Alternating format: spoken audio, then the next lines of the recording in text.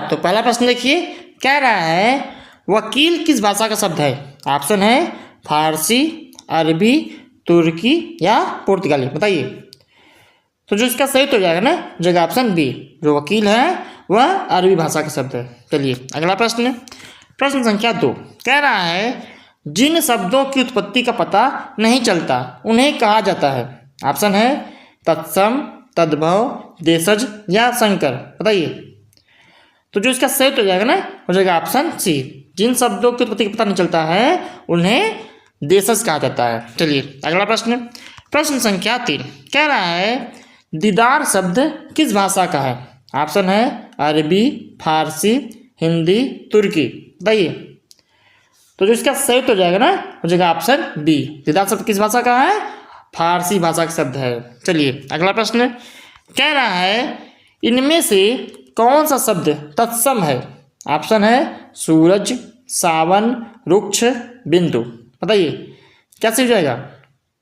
तो जो इसका सही उत्तर जाएगा ना, हो जाएगा ऑप्शन सी, ये जो रुक्ष शब्द है ये आपका तत्सम शब्द है। चलिए अगला प्रश्न, प्रश्न संख्या 5, कह रहा है इनमें से कौन सा शब्द तद्भव है?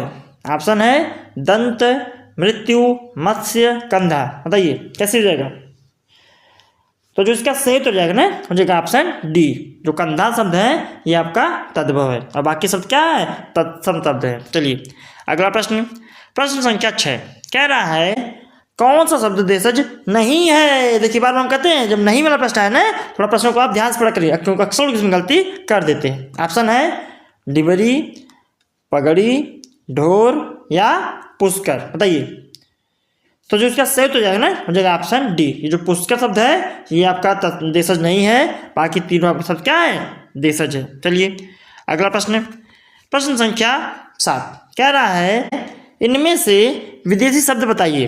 ऑप्शन है राष्ट्र, निरंतर, व्यक्ति या दौरान। बताइए।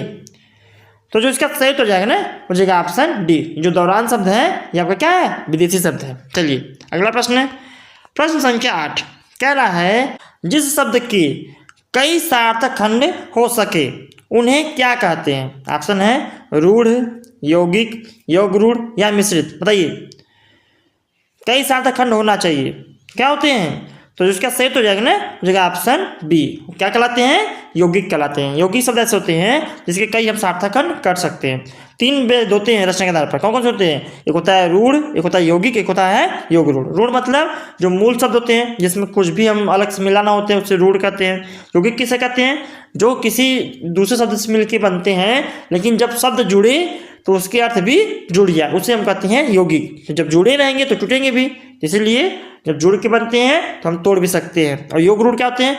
जुड़ते तो हैं लेकिन इसका अर्थ नहीं जुड़ता है, वो किसी विशेष अर्थ के लिए क्या हो जाते हैं? रूढ़ हो जाते हैं। चलिए अगला प्रश्न, प्रश्न संख्या 9, कह रहा है योग रूढ़ शब्द कौन सा है? ऑप्शन है पीला, घुड़सवार, लंबोदर या नाक। बताइए। अभी हम पीछे बताए हैं वह शब्द जो मिल के तो बने हो लेकिन किसी विशेष के लिए क्या हो जाए?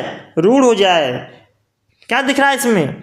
तो जो इसका सही तो जाएगा ना, जाएगा ऑप्शन सी, जो लंबोदर शब्द है ये योग रूढ़ शब्द है। क्यों? क्योंकि गणेश भगवान के लिए क्या हो गया है? रूढ़ हो चुका है। लंबोदर का अर्थ क्या होता है? लंबा है उधर जिसका, लंबा पेट वाला, लेकिन उसका अर्थ पेट नहीं है, लंबा पेट वाले से मतलब नहीं है।